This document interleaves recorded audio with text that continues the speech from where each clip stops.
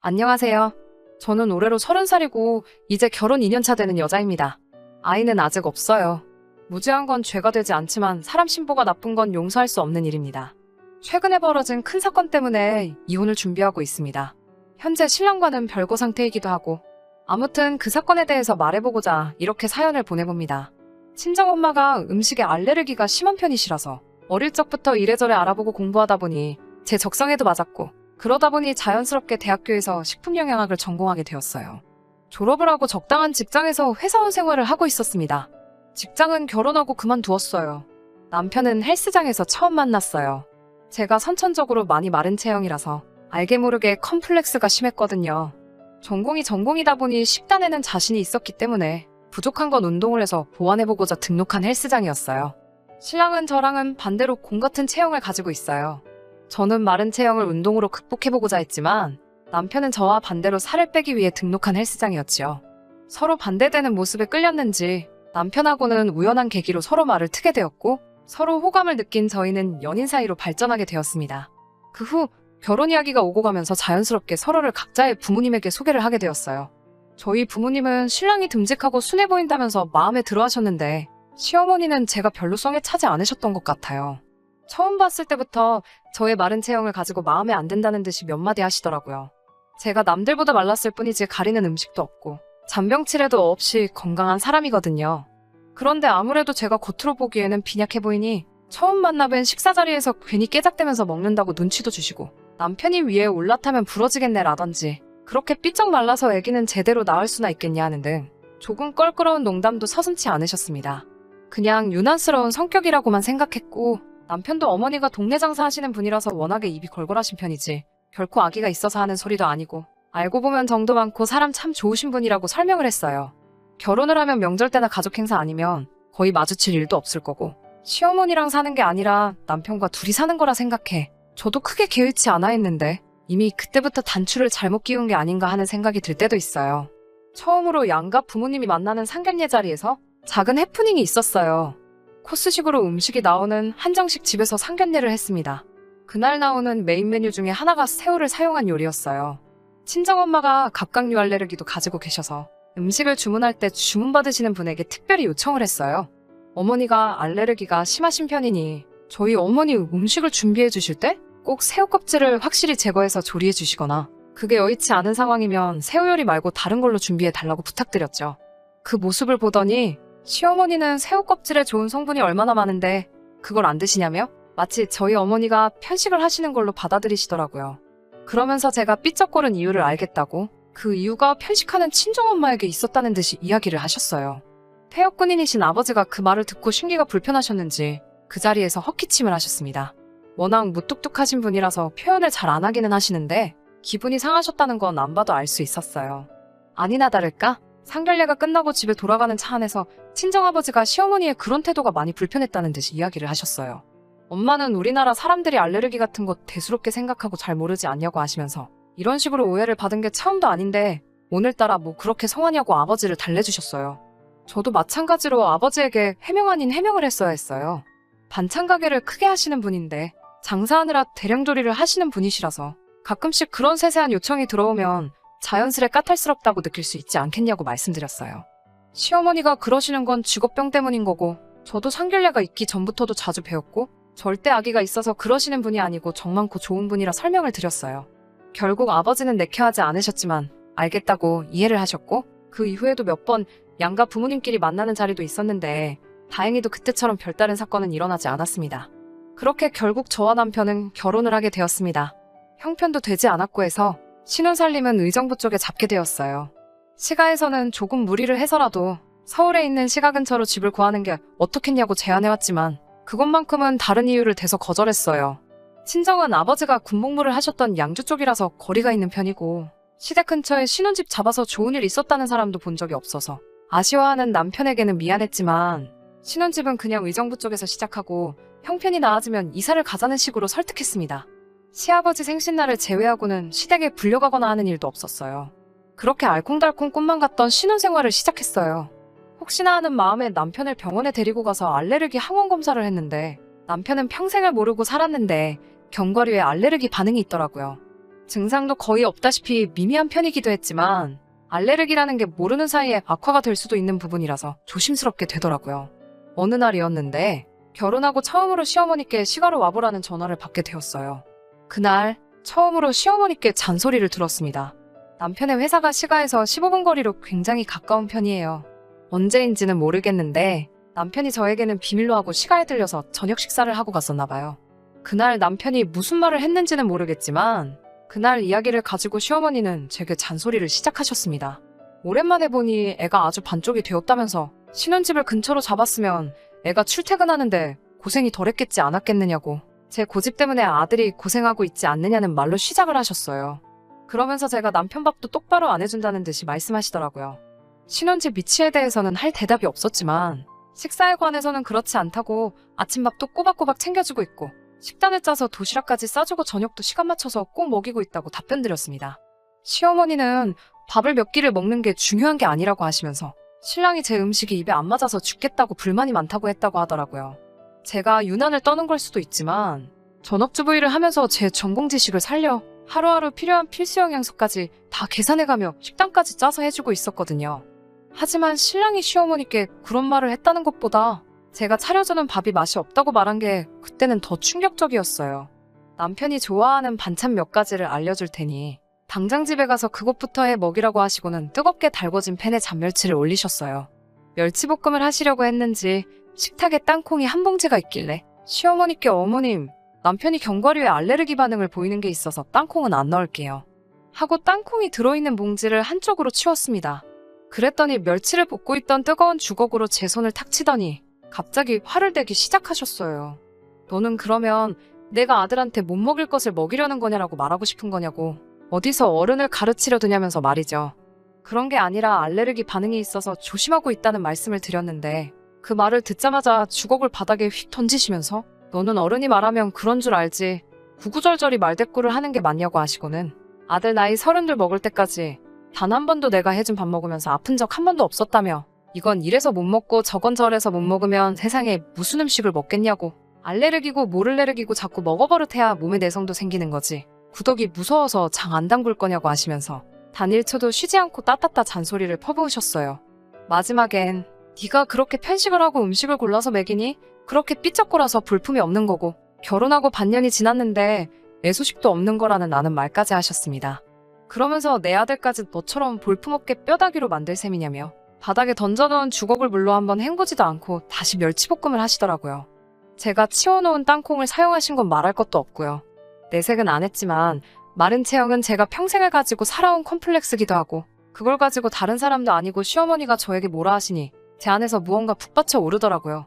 집에 돌아오는 지하철 안에서 분하고 서운한 마음에 눈물이 다 나왔습니다. 퇴근하고 돌아온 남편에게 이 사실을 말했는데 시어머니 행동에 미안한 듯 반응을 보이긴 했지만 남편은 결국 시어머니 편을 들어주더군요. 제가 해주는 밥이 엄마가 해주는 거에 비해 간도 심심하고 맛이 없기는 하다고요. 그때 제 안에 스위치가 꺼진 듯 남편에게 그렇게 엄마가 해주는 밥이 좋으면 나랑 결혼은 왜 했냐고 따지면서 엄마 밥 먹고 싶으면 엄마랑 가서 살라고 그날 서운했던 마음을 남편에게 전부 풀었습니다. 제가 다 화를 내고 나니 남편도 머쓱해졌는지 진심으로 사과하더라고요.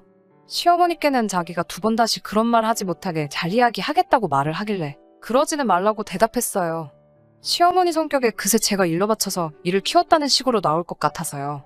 하지만 그 이후로 명절같이 특별한 날을 제외하고는 시가 식구들하고 마주치는 일이 없으면 좋겠다고 말했고 남편도 그 말에 그러기로 했습니다. 그렇게 한동안은 시가와는 부딪히지 않고 살아왔어요. 남편도 저 몰래 시가에 가서 식사를 한다거나 하는 일도 없었고요. 괜히 제가 남편이어도 못하게 하는 것 같아 마음 한구석은 불편하기는 했지만 그렇게 하는 편이 저를 위해서 더 좋겠다는 게 제 생각이었습니다. 실제로 그렇게 한 이후로 남편과는 아무런 사건 없이 더 서로를 아껴주게 되었으니까요. 하지만 진짜 큰 사건은 따로 있었어요. 지금으로부터 4개월 전으로 돌아갑니다. 남편에게 나이가 6살 차이가 나는 여동생이 한 명 있었는데 결혼식 날짜가 잡히게 되었어요. 남편 될 사람은 미국에서 잘 나가는 변호사라고 들었고 한 달 후 결혼식을 올리고 미국으로 떠나기로 되어 있었습니다.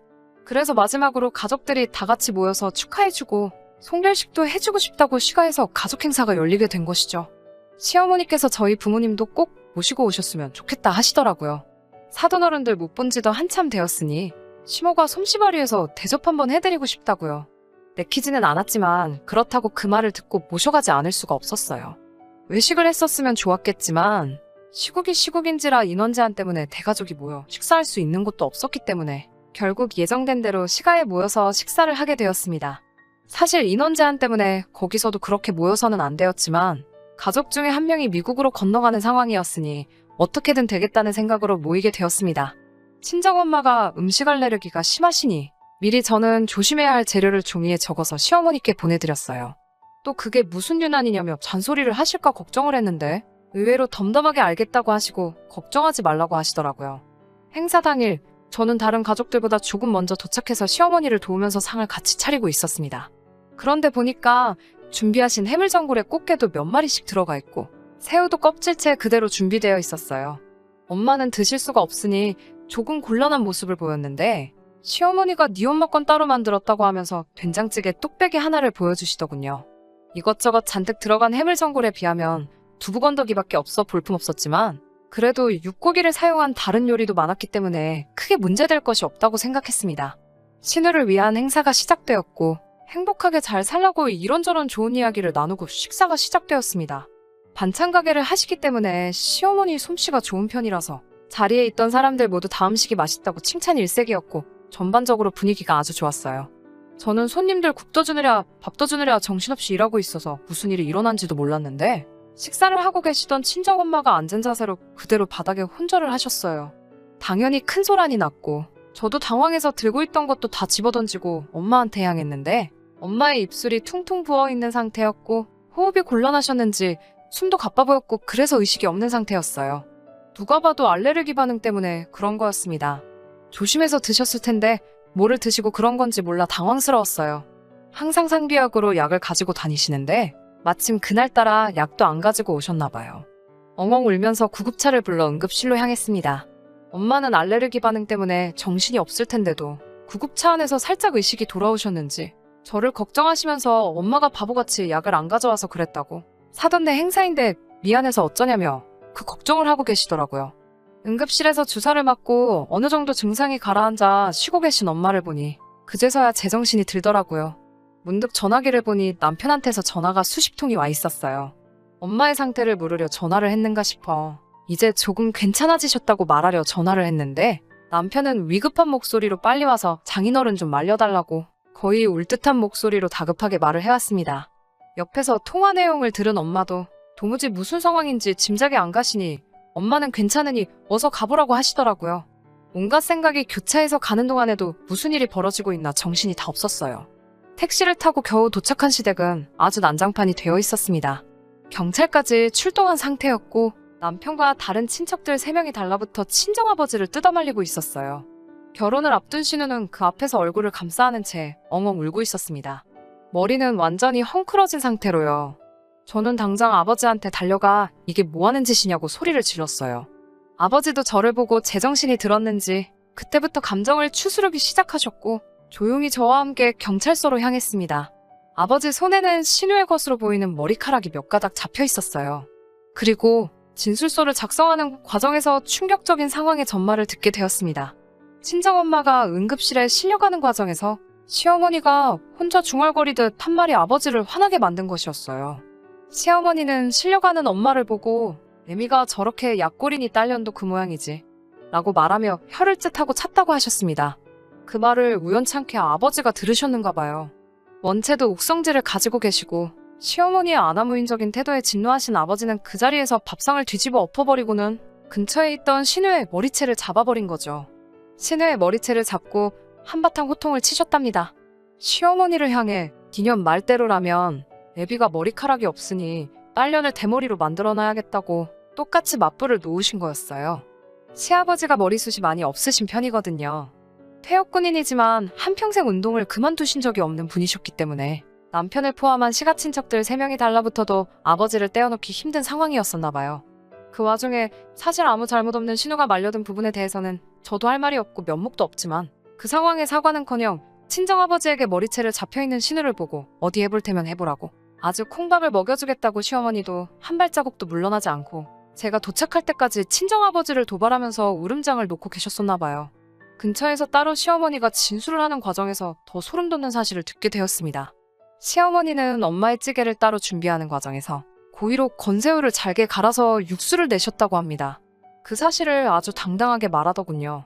그러면서 하는 말이 알레르기 같은 건 자꾸 먹어서 낫게 해야 한다고, 친정엄마의 편식하는 못된 버릇과 알레르기를 낫게 해주기 위해서 선의로 벌인 일을 가지고 친정아버지가 결혼을 앞둔 신우 인생을 망칠 뻔했으니 머리채를 잡았다는 걸 이유로 우리 아버지를 형사고소를 하겠다고 불같이 날뛰시더군요. 저는 시어머니의 진술을 듣고 온몸에 소름이 돋았습니다. 알레르기가 그 정도의 반응을 일으킬 거라 생각 못하신 부분이 있다고 아무리 이해를 하려고 해봐도 제가 미리 친정엄마가 피해야 하는 음식 재료들까지 전부 적어드린 상황이고 그 증상이 심하다고 미리 언지를 드린 상태에서 그게 정말 선의가 되었든 악의를 가졌던 간에 의도적으로 독이나 마찬가지인 음식을 우리 엄마에게 먹였다는 사실을 믿을 수가 없었어요. 그때만큼은 시어머니가 사람으로 보이지 않았고 온몸에 소름이 다 돋을 정도였어요. 상황이 상황이니만큼 그날 이후로 남편과는 별거 중인 상황입니다. 그날 일로 목이 심하게 부으셨던 어머니는 아직도 큰 목소리를 내는데 어려움이 있으시고요. 남편과는 합의점을 찾지 못해 아직 이혼 소송을 진행 중인 상황입니다. 현재는 시댁에서 친정아버지를 고소한다고 했던 거는 아무래도 취하한 것 같습니다. 시어머니가 진술하는 과정에서 의도적으로 친정엄마에게 먹여선 안 될 것을 먹인 정황을 있는 그대로 밝히셨고, 아버지가 신우의 머리채를 잡은 건 분명 잘못한 일이지만 그날 응급실에 실려가시면서 사경을 헤매신 친정엄마의 증세와 비교해보면 승산이 없다고 생각하셨나봐요. 정말 자칫하다가는 죽을 뻔하셨거든요. 아무래도 그게 재판 과정에서 본인들에게 불리하게 적용될 것이라는 생각을 하신 것 같습니다. 남편하고는 사실 둘 사이에 그렇다 할 문제점은 없지만 양쪽 부모님이 서로 이렇게 된 상황에서 이혼을 하는 것이 맞다고 생각합니다. 별거 중인 상황에 양가에서 별다른 이야기는 오고 가지 않습니다. 신우는 예정대로 결혼식을 올렸고 현재는 미국으로 가 있는 상황이지만 아직도 상태가 호전되지 않은 우리 엄마는 그때부터 지금까지 아무 일도 하고 계시지 못하거든요. 도가 지나친 아버지의 행동에 손가락질을 하실 분들도 많을 거라 생각합니다. 사실 속이 뻥 뚫리는 사이다 같은 사연도 아닐 것이라 생각하고요. 하지만 아직도 최악의 경우 그날 잘못되셨을 친정엄마를 생각하면 천벌을 받아 마땅한 시가 식구들이 그 정도로 끝난 게 오히려 다행이지 않겠냐는 생각도 하고는 해요. 그 자리에 아버지가 아닌 제가 있었다면 더한 일도 하지 않았을까 하는 생각도 들 때가 있습니다.